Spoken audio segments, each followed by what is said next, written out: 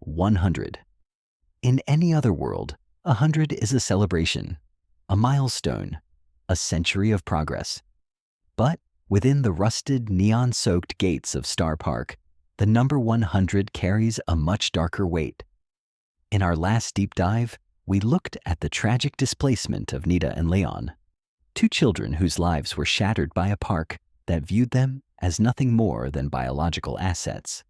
But today, we look up, beyond the trees of the shaman tribe, beyond the toxic clouds of the city, and into the cold, silent vacuum of the stars.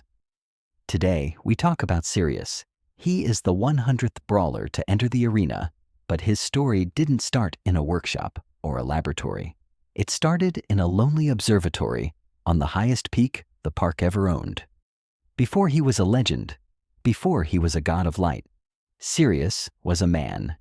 He was the park's head astronomer, a scientist tasked with looking into the cosmos to find a way to power the park's impossible machinery. He spent his nights staring through lenses of glass, documenting the movements of the heavens. But he found something he wasn't supposed to see. He discovered that the stars weren't just burning balls of gas. They were watching. And more importantly, he realized that Starr Park wasn't just a theme park. It was a beacon, drawing something from the deep dark of space down to Earth. When he tried to warn the public, when he tried to tell the world that the investor group was playing with powers they couldn't control, he was invited to a private meeting at the park's center. He thought he was being heard. He thought he was a hero. Instead, he was the final ingredient. The investor group didn't want to silence him. They wanted to use him. They took his physical body and subjected it to the Centennial Protocol. They didn't just kill him. They digitized his consciousness and fused it with a captured fragment of a dying star. His humanity was burned away in a flash of blue radiance, leaving behind a hollow shell of light and fury. He became Sirius, named after the dog star, the brightest light in the night sky. But for him, that light is a prison. Every time you see Sirius on the battlefield, you aren't seeing a warrior. You are seeing a ghost. His voice lines aren't just battle cries. They are the distorted echoes of a man trying to remember his own name. But the most tragic part of Sirius's existence isn't his own transformation. It's what he has seen since his ascension. As a celestial being, Sirius exists outside of time and space. From his vantage point in the heavens, he has watched every single tragedy we've discussed on this channel. He watched the fire that took Nita and Leon's home. He saw the exact moment the experiment went wrong with Stu.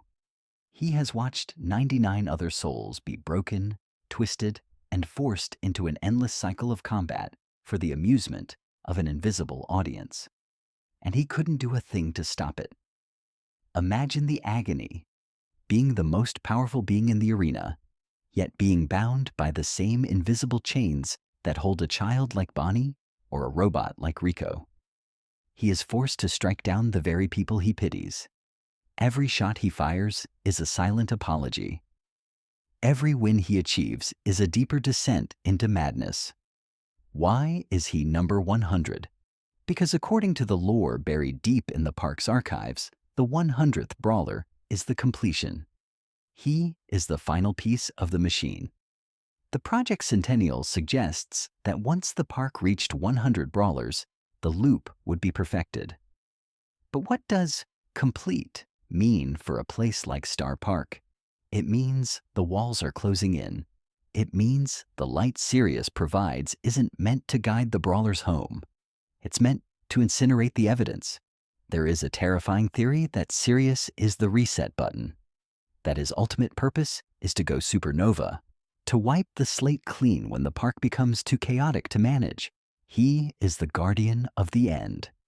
He looks at Nita and Leon not as enemies, but as the children he could never save, children who are destined to burn alongside him when the clock finally strikes midnight. As we play with this new legendary brawler, we see a master of the elements. But if you look closely at his animations, if you listen to the way his energy glitches and fades, You see a man who is exhausted, a man who has seen 100 stories end in tragedy and knows that his own story is the final chapter. Sirius is the brightest star in the Brawl Stars universe, but he is also its loneliest survivor. Is he the one who will finally break the cycle? Or is he the one who will end it forever? The stars are finally speaking, but the message they're sending is one of warning. Look up, Brawlers. The 100th soul has arrived. This has been Beyond the Brawl. If you're ready to uncover the truth, make sure to subscribe. The mystery is only just beginning. Stay safe, and don't let the light blind you.